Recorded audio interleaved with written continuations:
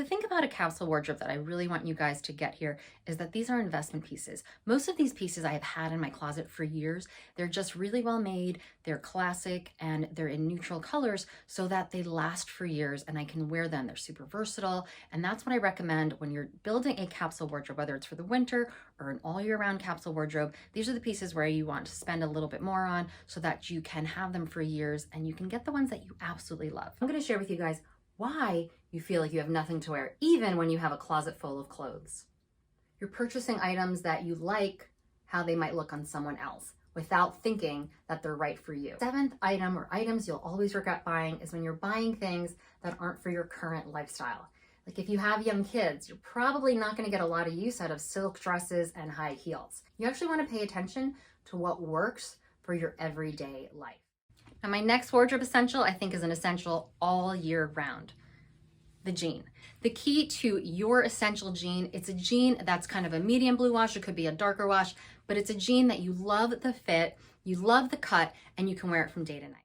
Do you want to know how to look stylish in the winter even when it's cold outside? I recommend having fitted cotton neutral turtlenecks like these two. These are both from Vince. This one's your ivory and a black. I recommend having both.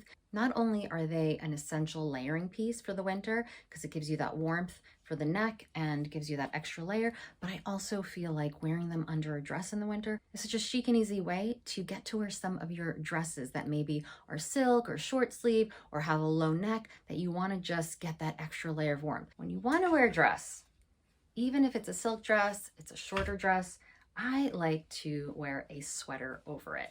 So it kind of makes it look more like a sweater with a skirt, confronted with a closet full of clothes that you don't love and you don't feel great in, that you don't wear. It's not a positive way to start your day. So if you haven't decluttered your wardrobe in a while, this is the perfect time to do it. The third way to look more expensive is to wear neutral colors. Now, just in general, neutral colors just tend to look more expensive. So if you're buying a t-shirt, maybe it's not the best quality, I always recommend doing a solid neutral color because it will just automatically look more expensive. A black is usually a best way to go because it hides kind of fabric imperfections, it hides kind of lesser quality fabrics, and I just think that's such an easy way to go. So one easy way to start pulling outfits together for Valentine's Day is to go through your wardrobe and see what pieces you have that are pinks or reds or some other kind of Valentine shade, maybe a burgundy, that you already have and that you already love. Another thing you could do if you don't have those colors in your wardrobe, you might want to do just a black sweater or even a neutral sweater. And if you have a pop of color bag or shoe in a red or a burgundy or a pink, you might just want to add that.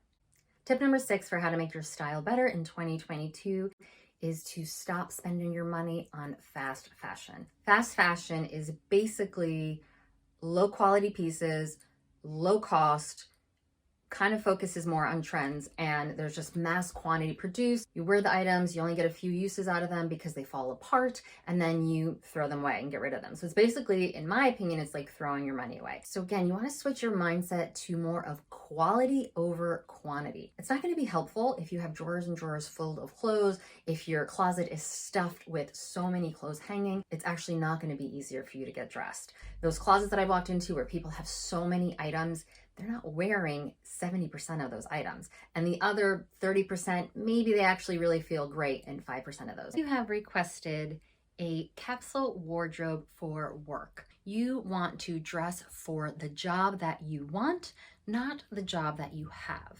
Unless the job you have is the one you want, because you'll be looked at like someone that is successful and ready for that job position. I had worked with a 30-something-year-old woman to help her elevate her style. She was used to her 20-something wardrobe where she had pieces from Express and H&M and J. Crew and Gap, and that kind of filled her work wardrobe. Now those pieces are fine, especially in your 20s. You're just kind of starting out. You're getting in at the base level for most positions, most jobs. But when you're getting older and you want to move up the ladder, you want to elevate not just your actual work, but you want to elevate what you're wearing, how you're perceived in the office. Next style rule, and this is something that I do, I keep a list. I actually keep it on my phone, but a list of the items that are missing from my wardrobe. When you're going to get dressed in the morning, you're going to get dressed for an event or somewhere you're going, if there's something you don't have, something that's missing, say it's, oh, I need a black shoe with this outfit needs a black shoe, but you don't have the black shoe. That goes on your shopping list. Or, you know, it's colder outside, but it's those in-between months where you need a little something, but it's too warm for a jacket, but your black cardigan, it has a hole in it, so you're not going to wear that. Well, a new black cardigan goes on the shopping list. Let go of those pieces that you bought and can't return, but don't love, that you got as gifts and you feel guilty getting rid of. It doesn't matter what you paid for. It doesn't matter if it was a gift. It doesn't matter if it's something you saw on somebody else that you loved. Whatever it may be, it's the simple rule. If you don't feel great in it, get rid of it. This is your permission to let go of those items. That's the number one rule. You want to feel great in what you put on your body, because what you put on your body will then affect how you feel and will affect how you engage with the world around you, with the people around you, and your relationships. So your clothes should be something that you feel great in. It shouldn't be something that you're putting on to hide from the world. Even if it's something that I recommend or somebody else recommends that you shouldn't wear, if it's something you feel great in, that is the number one rule.